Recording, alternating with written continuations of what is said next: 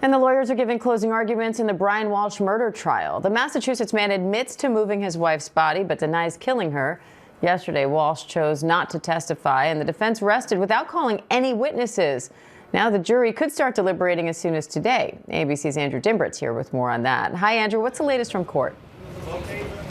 Hey, Diane. So closing arguments began just moments ago. The judge instructing that both sides have 45 minutes to make those closing arguments. Then we'll head into jury deliberations. Now, before we got to closing arguments, when both sides rested their case, the defense actually filed a motion to have this case dismissed. That motion was denied. The prosecution alleges that Brian killed his wife because she was having an affair and then dismembered and disposed of her body. The defense has been arguing because there is no body that the prosecution hasn't and can't prove that Anna was even killed. For the last 8 days or so, the prosecution has been laying out their evidence, including video of Walshe buying a hacksaw and cleaning supplies in the days after his wife went missing, as well as his Google searches on how to dispose of a body and testimony from a man claiming to be having an affair with Anna Walshe. The defense, as you mentioned, chose not to put Brian on the stand. There have been some questions about that. Many legal experts expected that he would take the stand in his own defense, but he did not.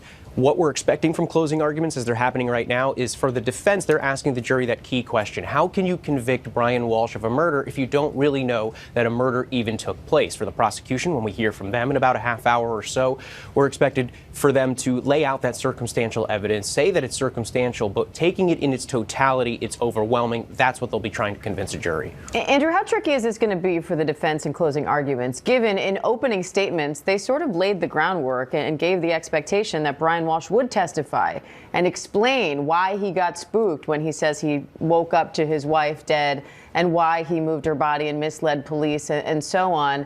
They sort of laid the expectation that we were going to hear that from him, and then, of course, he chose not to testify. So how difficult is that going to be for the defense to close this up in these closing arguments now?